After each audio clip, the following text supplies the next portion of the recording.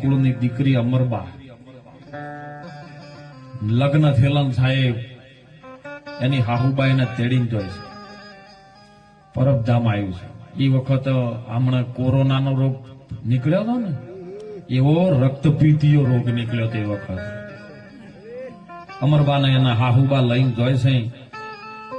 અને સાહેબ એ વખત એ સમયની અંદર એ ગામની અંદર એવું હતું કે જેને જેને રક્તપીતીયો રોગ થાય ને એને કોઈ સેવા ન કરે, એને ઉપાડીને તળાવમાં નાખી આવે, દરિયામાં નાખી આવે સાહેબ.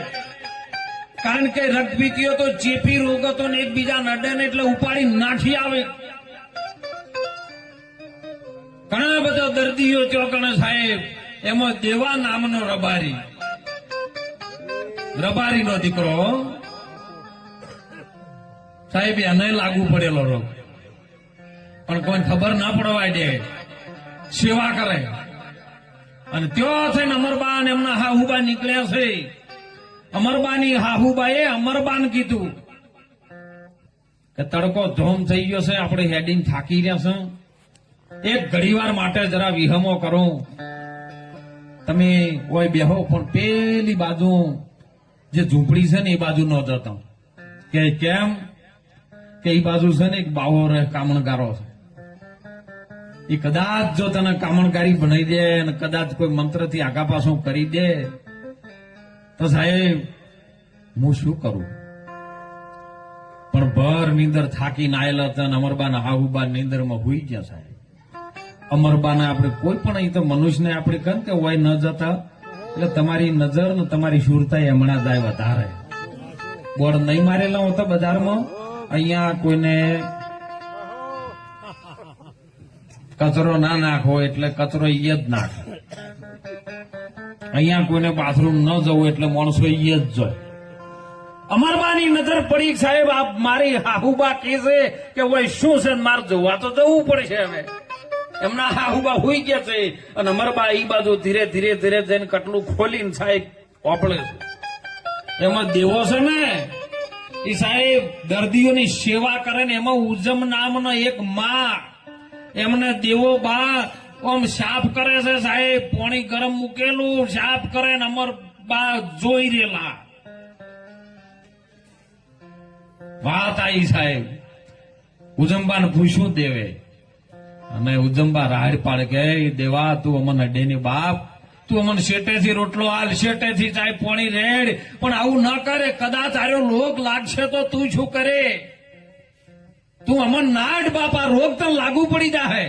તું અમારી સેવા કરે ને કદાચ તને રોગ લાગુ પડે તો અમારે ચો છૂટવું? અમન તો હોય નાખી ગયા, પણ તું ચો છૂટે? ત્યારે સાહેબ દેવો છે ને ફાળીઓ કરીને બધી રાખતો, અને ફાળિયાનો છેડો છોડ્યો ને એટલે વયથી લોહી નીકળવા માંડેલું. ત્યારે ઉજમબાઈની નજર પડી, દેવા તને લાગ્યો છે કે હા મને વહી નાખી ગયા, પણ હું મારા પરમાત્માને ઓળખું છું. મારા પરમાત્મા એ મને સેવા કરવા મોકલ્યો છે. અને સાહેબ પછી તો નવરાવતા હતા હો. ત્યારે દેવો વાત કરે ઉજમબા કે ઉજમબા તમારો આ તમને કેમ નાખી ગયા? કે દેવા સાચી વાત કરું, આ જગત છે ને બહુ સ્વાર્થી છે.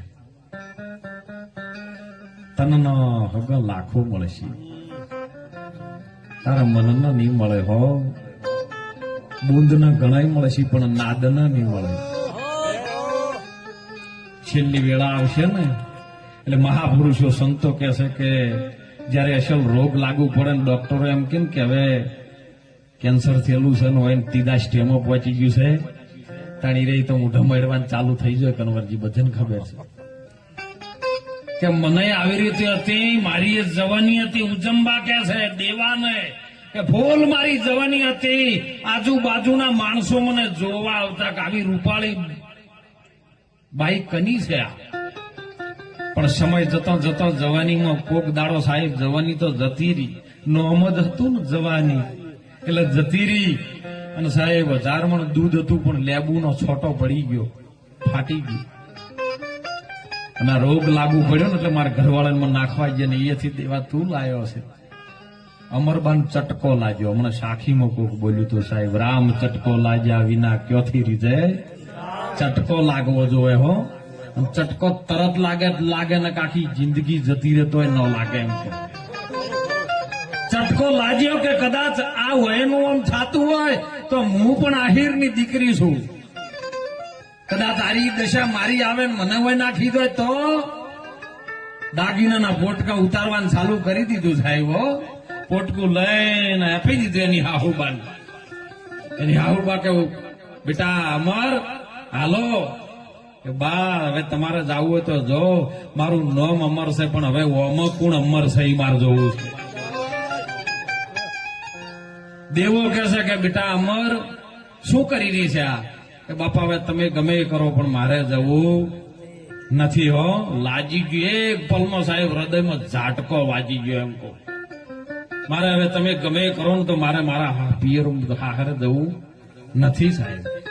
આ મારું અસલ સાસરિયું તો હવે મારો ગુરુ મહારાજ બતાવશે, બીજો કોઈ નહીં બતાવે. અને સાહેબ ઘણું સમજાયું દેવે પણ કે બાપા હવે ઓયથી ન જવું, ભલે ઓયથી પ્રાણ જાય પણ મારું વચન ન જાય. હવે તારે સાહેબ જો અમરબાઈની હાહુબા હતા ને એનો દીકરાને બોલાયો, ઘોડે ચડીને આવ્યો છે કે જો અમર આટલામાં કોઈ બાવો રહેવા જ કેજો. હવે મારા ઘરવાળાને આવું જાદુ મંતર કરીને હોય રાખે તું, આટલામાં કોઈ બાવો ન રહેવા દઉં આવો કે. તાર દેવલો કે છે કે જો કદાચ તું બાવો ન રહેવા દે ને પણ બાવાના ખૂંટ જયારે વાજી જાય તો દુનિયામાં કોઈ ઉખાડવા વાળો નહીં મળે.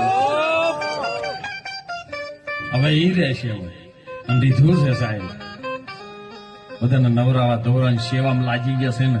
સવાર પડ્યું ને એટલે ટુકડો માગવા માટે સાહેબ દેવીદાસે જોળી પકડી છે, સતની જોળી લીધી હાથ.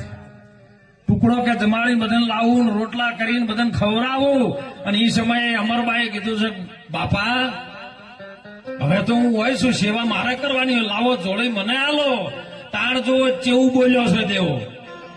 દેવાયત બાપુ એવું બોલ્યા કે દીકરી તારી ઉંમર જવાનમાં છે, જવાની છે, કોઈ તારા પર કુદૃષ્ટિ ડાલે નહીં, મને ન પોહાય.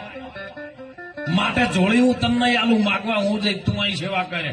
કારણ અમરબા જેવું કે છે કે બાપા ખાલી મારા રૂપ ઉપર જગત મોહિત છે ને તો ઉભો રે, તને પરીક્ષા આલું, તું એ જો. બાજુમાં અગ્નિ ધડધડતી હતી ને એમાં ચીપિયો નાખ્યો સાહેબ, અને ચીપિયો નાખીને મૂઠાના બે ગાલ ઉપર ચીપિયા લગાયા, ગરમ ગરમ મૂઠું દાચી ગયું. અને દાચા પછી સાહેબ હોજા કર્યા ને કે બસ બાપા હવે આ જગત મારા હમી હવે નજર નાખે. સાહેબ ગુરુના ચરણમાં રહેવું હોય તો આ કરવું પડે. એ તો સુરવીરું હોય તો મામલો મેદાનમાં આવે. અને આ વાત સમજાય તારા પણ ભજન થાય, એમને નહીં થાય એમ તો. અને પછી તો સાહેબ દુખિયાની સેવા કરી. અને જો એક પલમાં પછી દેવાયત બાપુએ એવું કીધું કે અમાર હવે તો કદાચ તું જોડી ફેરવે ને તો કદાચ તારા હારે જઈ હોત તો એક બે બાળક થોત અને તને બે બાળક માકોત. પણ હવે તને હું વચન આલું છું, હું ગુરુ તને આશીર્વાદ આલું છું કે આખું જગત તને અમર માં કહે જા. ઈ દાખલો સાહેબ આપણા ભારતની ભૂમિ. અને ઈ સંતો આર્યું જાગૃત કરવા આવ્યા છે કે મારી દીકરીઓ માતાઓ તમે આ રીતનો જાગજો સાહેબ. તમે તારો ને તો પલમાં જેસલ જેવા પીર કરી દો, માલદે જેવા ડાકુને તમે ધર્મના માર્ગે વાળી દો, કુંભારોણા જેવો તેવો ના હોય તો એને સાહેબ ધર્મના માર્ગે વાળી દો. ઈ શક્તિ છે. પણ આજે શક્તિ ભૂલી ગઈ છે કનવરજી સાહેબ. કેમ? તમારી અસલ શક્તિને તમે જાગૃત નથી કરી શકતા. અને જયારે જાગૃત થાય ને સાહેબ તો વિશ્વનો કોઈ એની આગળ ઉભો રહેવો નહીં સાહેબ. એટલે મહાપુરુષોએ આપણને ખૂબ સુંદર વાત કરી છે કે માણસનો અવતાર મળ્યો છે ને એ વારંવાર નહીં મળે.